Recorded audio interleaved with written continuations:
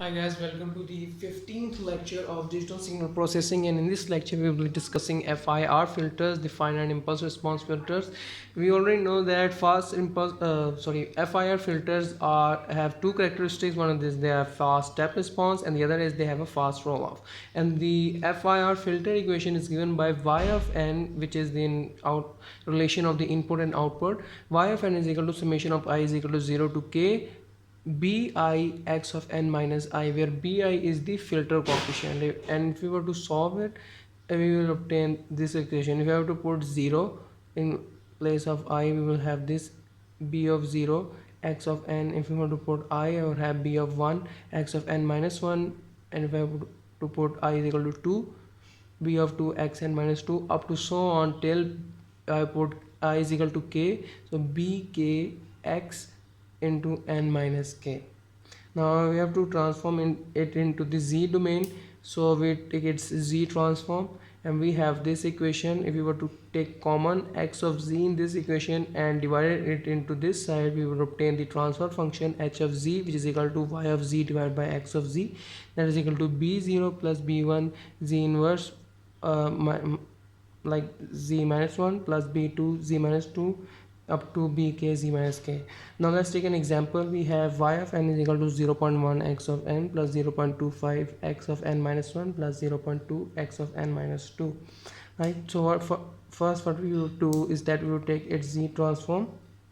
By taking z transform, we obtain this equation, taking x of z common from it and divided into other side, divided it into the other side, we will obtain the transfer function. And the main objective in this whole equation is to find the filter coefficients. So we would have this as b0, this as b1, and this as b2. So we have already written that below. We already have the value of b0, b1 and b2. Now we want to discuss our next topic, that is the Fourier transform design. Now for example, we have a low pass filter given for the uh, formula h of e power j omega is equal to 1 from 0 to the cutoff frequency. We will have obtained the value of the uh, magnitude of omega, and from 0 it would look like this. For example, if you were to draw a graph of it, we will obtain this type of function. So you see that from the cutoff frequency minus in this, we would have the value 1, and from cutoff frequency to the value of pi, we would have the value 0. And over at this side, let's say this is our minus pi, this would be 0.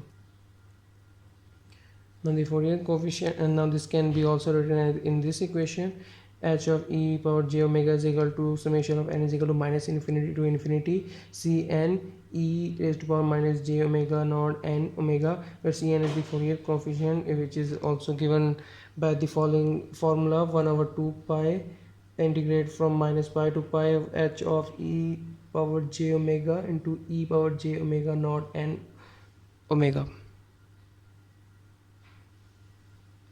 and this is from n from minus infinity to infinity. Now the desired impulse response approximation of the ideal low pass filter is solved as follow. For n is equal to 0, we will have h of n is equal to this whole formula, and if you were to put 0 in the value of n, we will obtain 1 over 2 pi integrate from minus omega to omega 1 d omega, which will have h of 0 is equal to omega c divided by pi, that is our cutoff frequency omega c. Now for n is not equal to 0, we would have the following equation, and by further simplifying it, we would obtain h of n is equal to sine of omega c n divided by pi n. So that was all for today's lecture. Thank you so much.